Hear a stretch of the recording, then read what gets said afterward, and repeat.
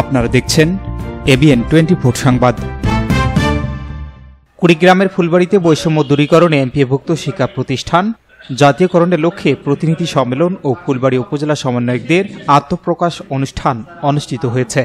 মঙ্গলবার বিকেলে বৈষম্যবিরোধী সম্মিলিত শিক্ষক সমাজ ফুলবাড়ি উপজেলা শাখার আয়োজনে KM শামসুজ্জোহার সঞ্চালনায় ও ফুলবাড়ি শাখার সমন্বয়ক জয়নাল আবেদিনের সভাপতিত্বে ফুলবাড়ি বালিকা উচ্চ বিদ্যালয় পাইলট হলরুমে প্রতিনিধি সম্মেলনে বক্তব্য রাখেন বৈষম্যবিরোধী সম্মিলিত শিক্ষক সমাজের জেলা সমন্বয়ক আসাদুজ্জামান, মুকুল মিয়া, রাশিদুজ্জামান তৌহিদ, উপজেলা সমন্বয়ক মোর্শেদ আলম, রাহিবুল আলম সহ আরও অনেকে।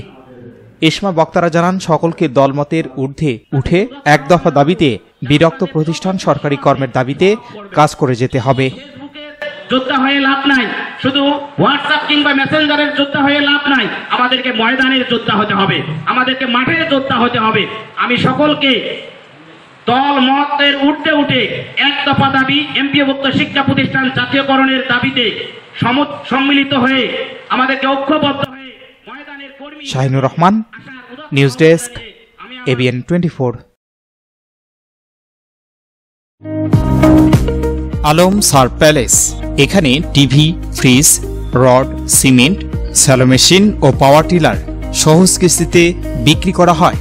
প্রোপাইটার মোহাম্মদ মিস্টার আলম, স্থান Khalaspir, Pirganj, Rangpur. Easy by electronics, এখানে খুচরা ও পাইকারি এবং সহজ কিস্তিতে সিঙ্গার, যমুনা ও অল্টারনেটিভ ফ্রিজ সহ সকল পণ্য বিক্রি করা হয়।